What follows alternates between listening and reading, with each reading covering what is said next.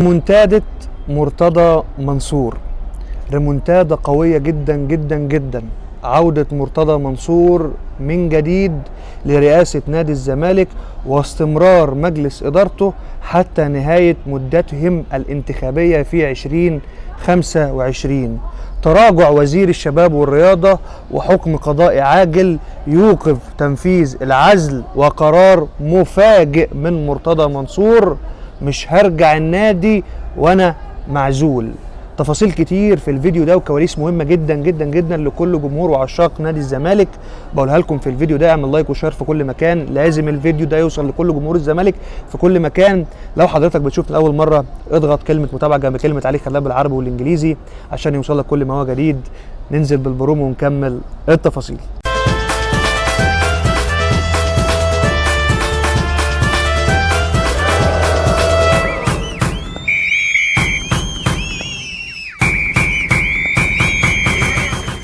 طيب، لا صوت يعلو في الساعات القليلة الماضية فوق صوت نادي الزمالك وأزمات نادي الزمالك ومصير المستشار مرتضى منصور وعودة المستشار مرتضى منصور من جديد إلى نادي الزمالك. وهل رحل مرتضى منصور أم سيتم تعيين لجنة جديدة لإدارة نادي الزمالك؟ هل سيتم حل مجلس إدارة نادي الزمالك؟ كلها تساؤلات يتساءل عنها جمهور نادي الزمالك وسط مشهد ضبابي ومشهد إداري متخبط وحجز على أرصدة نادي الزمالك، وإعلان مرتضى منصور يوم الخميس الماضي عن رحيله عن نادي الزمالك هو ونجله أحمد وأمير. تفاجأنا امبارح بقناة الزمالك بتصدر بيان هام جدا جدا جدا على لسان الكابتن خالد الغندور الذي أعلن استكمال وبقاء مجلس إدارة نادي الزمالك حتى انتهاء مدته الانتخابية في 2025، وبقاء المستشار مرتضى منصور على منصبه كرئيسا لمجلس إدارة نادي الزمالك وعدم حل مجلس إدارة نادي الزمالك. هقول لكم تفاصيل كتيرة جدا جدا في الفيديو ده خاصة بموضوع المستشار مرتضى منصور. يمكن اللي حصل في الساعات القليلة الماضية ان الاستشكال او الطعن او سموها زي ما تسموها اللي قدمه المستشار مرتضى منصور على قرار محكمة القضاء الإداري بشأن عزله من منصبه على خلفية قضية سب وقذف الكابتن محمود الخطيب، واللي تم الاستناد على انها عقوبة مقيدة للحرية وبالتالي تزول صفة مرتضى منصور كعضوا لمجلس إدارة نادي الزمالك ومن ثم رئيسا لمجلس إدارة نادي الزمالك. محكمة القضاء الإداري بعد تقرير هيئة المفوضين أصدرت قرار بعزل مرتضى منصور وأصبح هذا الحكم واجب. وبدأ وزير الشباب والرياضة دكتور أشرف صبحي ومديرية الشباب والرياضة بالجيزة برئاسة الدكتور أحمد عبد الوكيل انها تنفذ هذا القرار لعزل مرتضى منصور ومنح صفة المعزول. وخرج الأستاذ محمد الشاذلي المتحدث الرسمي باسم وزارة الشباب والرياضة وأكد أن المستشار مرتضى منصور لم يعد له أي صلة من قريب ولا من بعيد بنادي الزمالك ويقصد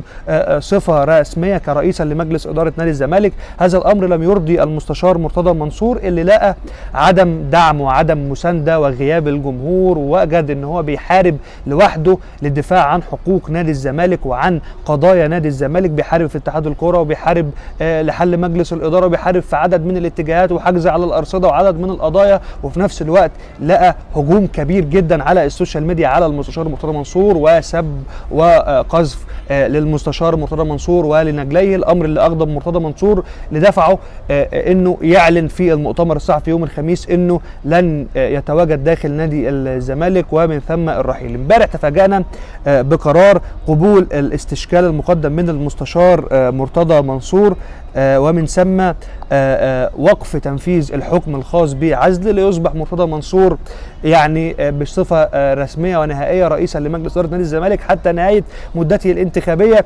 أيضا طلع قرار من وزارة الشباب والرياضة لجنة التفتيش اللي بقى لها 3-4 أسابيع بتفتش داخل نادي الزمالك توصلت إلى أن مجلس إدارة نادي الزمالك لم يرتكب أي مخالفات وبالتالي عدم حل مجلس إدارة نادي الزمالك وبقاء الزمالك أو مجلس إدارة الزمالك حتى نهاية مدته في 2025. فاجئنا المستشار مرتضى منصور ببيان عاجل وخطير جدا جدا بيقول: الحمد لله على استكمال او استمرار مجلس الإدارة المنتخب الشرعي لاستكمال مدته رغم أنف الشامتين والشامتين والشتامين، الشامتين والشتامين والكاذبين والمتربصين. أما بالنسبة لي ما زلت مستمر على موقفي هو الاعتذار، رغم أن الاستشكال الذي تم تقديمه أوقف تنفيذ الحكم، ولن أعود إلا بحكم قضائي يمحو لقب المعزول الذي أهان كرامتي وتاريخي أو بإرادة. أما بالنسبة لي ما زلت مستمر على موقفي والاعتذار، رغم أن الاستشكال الذي تم تقديمه أوقف تنفيذ الحكم، ولن أعود إلا بحكم قضائي يمحو لقب المعزول الذي أهان كرامتي وتاريخي أو بإرادة الجمعية العمومية التي اختارتني رئيسا 4 دورات منها 3 دورات متتالية لأول مرة في تاريخ النادي. أما أحمد وأمير أبنائي فلا يزالوا معتذرين عن عملهم التطوعي في الإشراف على فريق الكرة أو ألعاب الصالات لما نالاه من تطاول وتشهير وسباب ونشر أكاذيب عنهما، مع استمرار دعمي ودعمهم حتى الآن لفريق الكرة وكل فرق الصالات عشقا للكيان. ودليل ذلك أننا انتهينا من إعداد الشكاوى ال3 بمستنداتها التي سترسل للفيفا هذا الأسبوع لحفظ حقوق نادي الزمالك حتى لا يجرؤ أي كيان على الاعتداء على نادي الزمالك مرة أخرى.